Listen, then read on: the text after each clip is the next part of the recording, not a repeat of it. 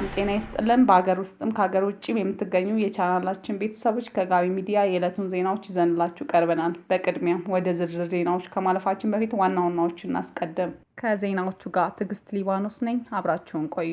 ሱዳን ከሰሞኑ የሰነዘረችውን ውንጀላ የኢትዮጵያ መንግስት ሙሉ በሙሉ ውድቅ አደረገ። ሳውዲ አረቢያ በኢትዮጵያውያን ስደተኞች ላይ ልትፈጽመው ባሰበችው የሞት ቅጣት ላይ የአፍሪካ ሰብአዊ መብቶች ኮሚሽን ጥልቅ ስጋቱን ገለጸ።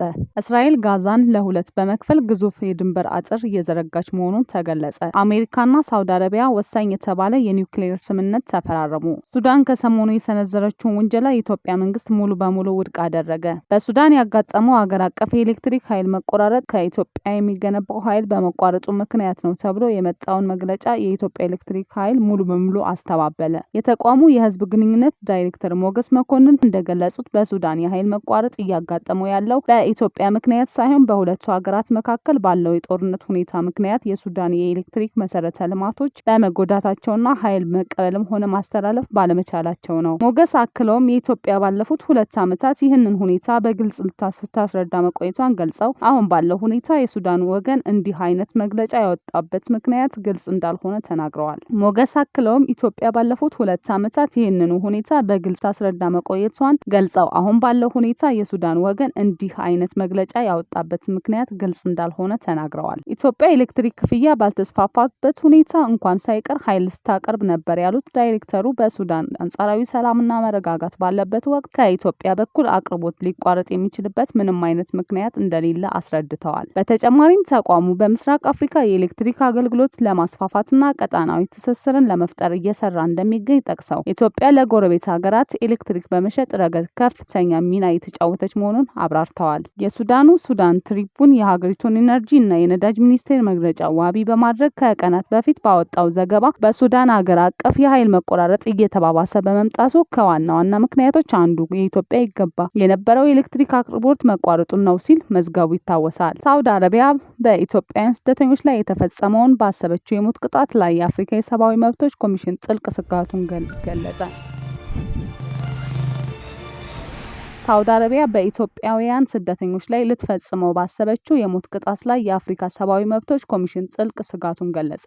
የአፍሪካ ሰብአዊ የህዝቦች መብቶች ኮሚሽን በሳውዲ አረቢያ በወንጀል ተጠርጥረው የሞት ፍርድ የተሰየመባቸው የአፍሪካ ሰብአዊና የህዝቦች መብቶች ኮሚሽን በሳውዲ አረቢያ በወንጀል ተጠርጥረው የሞት ፍርድ የተበየነባቸው የኢትዮጵያውያን ስደተኞች ፍርድ በአስቸኳይ ሲፈጸም መቃረቡን የአፍሪካ ሰብአዊ የህዝቦች መብቶች ኮሚሽን በሳውዲ አረቢያ በወንጀል ተጠርጥረው የሞት ፍርድ በየነባቸው የኢትዮጵያውያን ስደተኞች ፍርድ በአስቸኳይ ሊፈጸም መቃረቡን የሚጠቁሙ ሪፖርቶች እንደደረሱት ገልጾ በጉዳዩ ላይ ያለውን ጥልቅ ስጋት ባወጣው መግለጫ አስታወቀ። ኮሚሽኑ የዜጎች ህይወት ለመታደግና ፍትሐዊ የዳኝነት ሂደት እንዲያገኙ በማድረግ የኢትዮጵያ መንግስት በአስቸኳይ የተቀናጀ ዲፕሎማሲያዊና ቆንስላዊ እርምጃዎችን እንዲወስድ ጥሪ አቅርቧል። ኮሚሽኑ በርካታ የኢትዮጵያ ዜጎች በአደንዛዥ እጽ ጋር በተያያዙ ወንጀሎች ጥፋተኛ ሆነው ከተፈረደባቸው በኋላ አሁን ለሞት ፍርድ አፈጻጸም ተጋላጭ መሆናቸውን ያሳዩ በርካታ ሪፖርቶች እንደደረሱትና ሁኔታው በቅርበት መከታተሉን አስታውቋል። ኮሚሽኑ በርካታ የኢትዮጵያውያን ዜጎች በአደንዛዥ እጽ ጋር በተያያዙ ወንጀሎች ጥፋተኝነት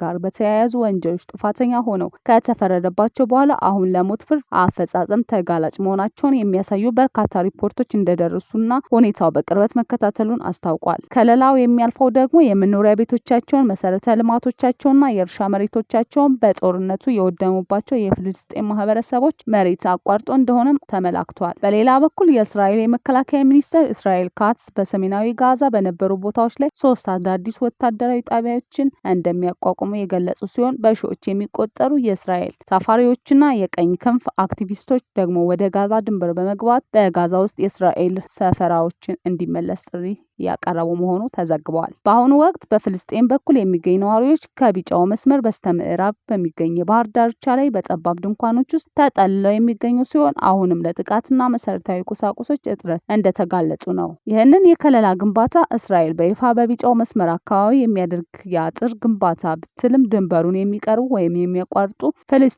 ፍልስጤማውያን በእስራኤል ኃይሎች ጥቃት እየተፈጸመባቸው እንደሚገኝ ተገልጿል። አንዳንድ የኢትዮጵያ ስደተኞች ቀድሞውንም የሞት ፍርዱ ተፈጻሚ ተፈጻሚ እንደሆነባቸው የጠቆመው ኮሚሽኑ ከተጎዱ ሰዎች አንዳንድ የኢትዮጵያ ስደተኞች ቀድሞውንም የሞት ፍርድ ተፈጻሚ እንደሆነባቸው የጠቆመው ኮሚሽኑ ከተጎዱት ሰዎች መካከል አንዳንዶቹ በወንጀል ፍትህ ሂደት ውስጥ በቂ የህግ ውልና የአስተርጓሚ አገልግሎት፣ የቆንስላ እርዳታና ሌሎች ፍትሐዊ ዳኝነት ዋስትናዎችን ሳያገኙ ቀርተዋል የሚሉ አሳሳቢ ቅሬታዎች እንደቀረቡበት ገልጿል።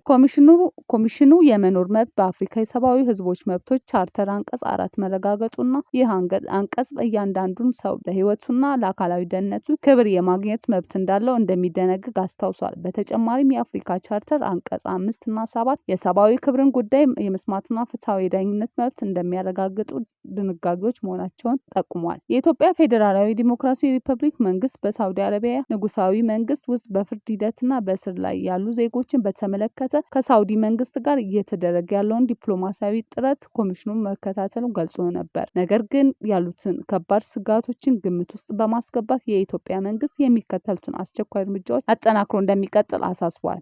በዚህም በሳውዲ አረቢያ ለሞት ፍርድ አፈጻጸም ተጋላጭ የሆኑ የኢትዮጵያ ዜጎች ህይወት ለመታደግ አስፈላጊ የሆኑ ሁሉንም ዲፕሎማሲያዊና ቆንስላዊ እርምጃዎች እንዲወሰድ በሁሉም ስደተኞች፣ ጥገኝነት ፈላጊዎች፣ ተፈናቃዮች ሰብአዊ መብቶችና የወጣው የአፍሪካ መመሪያ መርህ 34 መሰረት በማድረግ ጥፋተኛ የተባሉ ዜጎችን ውጤታማ የቆንስላ ጥበቃ፣ የህግ ውክልና፣ የአስተርጓሚ አገልግሎቶች ከቤተሰቦቻቸው ጋር መደበኛ ግንኙነትን የማድረግ መብታቸው እንዲረጋገጥ ጥሪ አቅርቧል። አክሎም የተበየነባቸው የጥፋተኝነት ውሳኔና የሞት ፍርድ እንደገና እንዲገመገም ለማድረግ ያሉትን ሁሉንም ዲፕሎማሲያዊና ህጋዊ እድሎችን መጠቀም፣ ይህም ከዓለም አቀፍ የመኖር መብት ህጋዊ ሂደትና ፍትሐዊ የዳኝነት ደረጃዎች ጋር መጣጣሙን ለማረጋገጥ የኢትዮጵያ ስደተኞች በውጭ ሀገር ለመጠበቅ የሚያስችሉ እርምጃዎችን ማጠናከር፣ ይህም በተሻሻለ በቅድመ መነሻ ግንዛቤ ማስጨበጫ ፕሮግራሞች፣ በህግ እርዳታ ስልቶች፣ በሁለትዮሽ ትብብርና ተጋላጭ ዜጎች ውጤታማ የቆንስላ አገልግሎት በመስጠት እንዲተገበር ተጠይቋል። የዳኝነት ደረጃዎች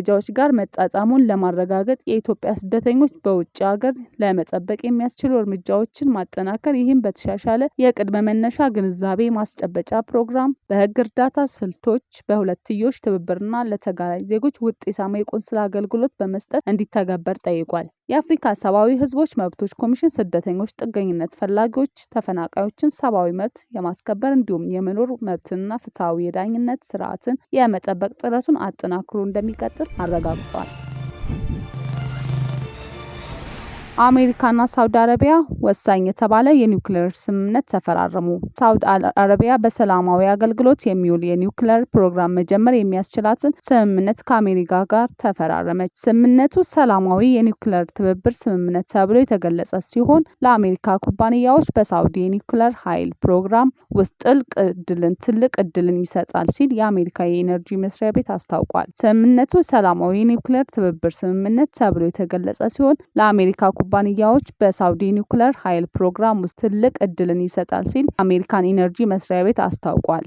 የስምምነቱ ዝርዝር ነጥቦች ለሕዝብ ይፋ ባይደረግም የአሜሪካ መገናኛ ብዙኃን ግን ሳውዲ አረቢያን ወደፊት ዩራኒየምን እንድታበለጽግ ሊፈቀድላት እንደሚችል ዘግበዋል። ይህም ለኃይል ማመንጫዎች ብቻ ሳይሆን የኒውክሌር ቦምቦችንም ለማምረት ሊያገለግል ይችላል። ባለሙያዎች እንደሚሉት ይህ ቀድሞውንም ባልተረጋጋ ቀጣና ውስጥ የኒውክሌር መስፋፋት አደጋ ሊያስከትል የሚችል ነው። ባለሙያዎች እንደሚሉት ይህ ቀድሞውንም ባልተረጋጋ ቀጠና ውስጥ የኒውክሌር መስፋፋት አደጋ ሊያስከትል የሚችል ነው። የአሜሪካ የኢነርጂ ሚኒስቴር ከትብብር ስምምነቱ ጋር የሁለትዮሽ ጥበቃ ስምምነት መፈራረሟን አስታውቋል። እነዚህ ሁለት ስምምነቶች በአንድ ላይ ለ10 ዓመታት የሚቆይ በርካታ ቢሊዮን ዶላር የሚፈጅ አጋርነት፣ የኒውክሌር መስፋፋት ጨምሮ ቅድሚያ የሚሰጣቸው በርካታ ኢኮኖሚያዊና ስትራቴጂካዊ ዓላማዎች የሚያራምድ ህጋዊ መሰረት ይጥላሉ ሲል በመግለጫው ላይ ጠቅሷል። የሳውዲ መንግስት ስምምነቱ ሁለቱ ሀገራት በኢነርጂ ዘርፍ ያላቸውን ትብብር ማደጉን የሚያመለክት መሆኑን በመግለጽ መግለጫውን አውጥቷል። ሁለቱ ሀገራት ከስምምነት ላይ የደረሱት የሳውዲው መሪ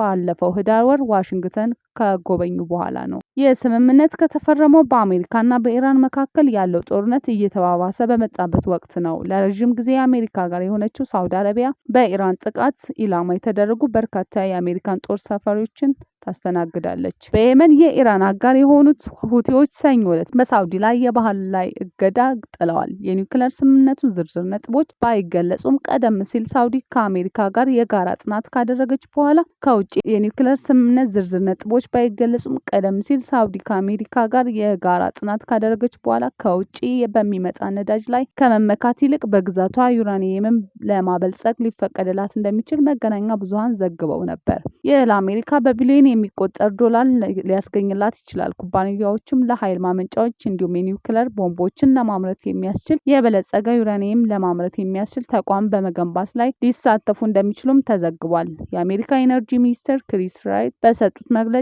ላይ እርግጠኛ ነኝ እነዚህ ስምምነቶች ከፍተኛውን የኒውክለር ደህንነት ደረጃዎች እና የኒውክለር ጦር መሳሪያዎች መስፋፋት ቁጥጥርን ያከብራል። ነገር ግን እዚህ ዩናይትድ ስቴትስ ውስጥ በተሰሩት እና በዓለም ላይ ላሉት ምርጥ የኒውክለር ቴክኖሎጂዎች እና ሳይንቲስቶችንም ይጠቀማሉ ሲል ተናግረዋል።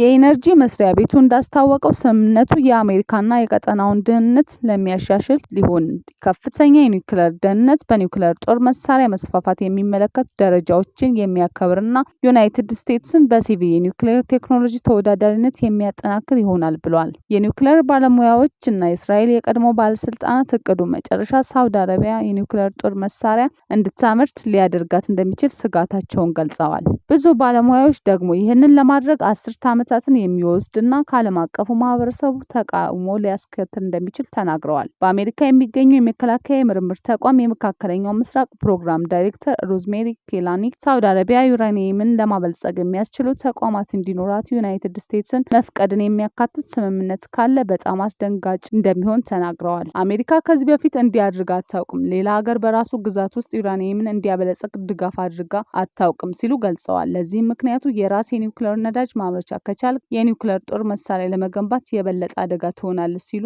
አብራርተዋል። ስምምነቱ ወደ አሜሪካን ኮንግረስ ተልኳል።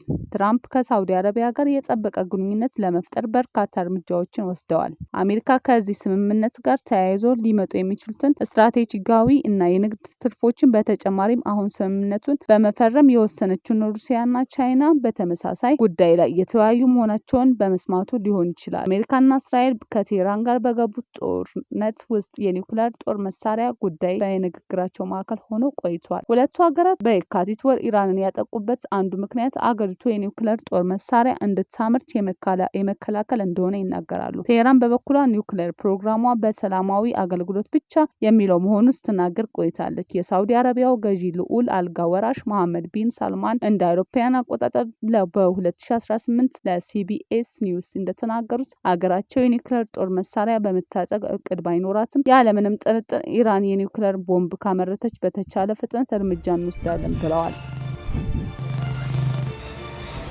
እስራኤል ጋዛን በሁለት ለመክፈል ግዙፍ የድንበር አጥር እየዘረጋች መሆኑ ተገለጸ።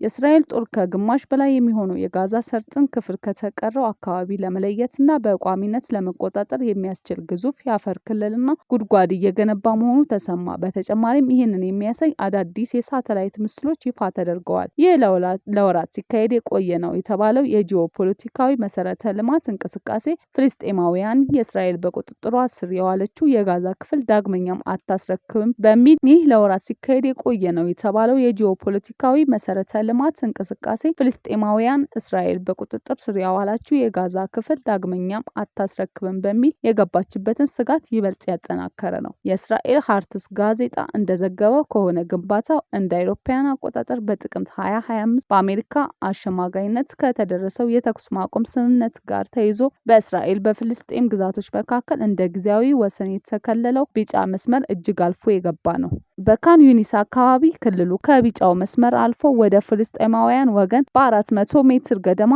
በራፋህ ደግሞ እስከ 1300 ሜትር ያህል ዘልቆ ገብቷል። የአሶሼትድ ፕሬስ ዘገባ እንደሚያሳየው ደግሞ በአሁኑ ወቅት ክልሉ ከ23 ኪሎ ሜትር በላይ ርዝመት የያዘ ሲሆን ይህም መላው የጋዛ ሰርጥ ካለው 40 ኪሎ ሜትር ገደማ ርዝመት ጋር ሲነጻጸር አብዛኛው ክፍል የሚሸፍን ነው።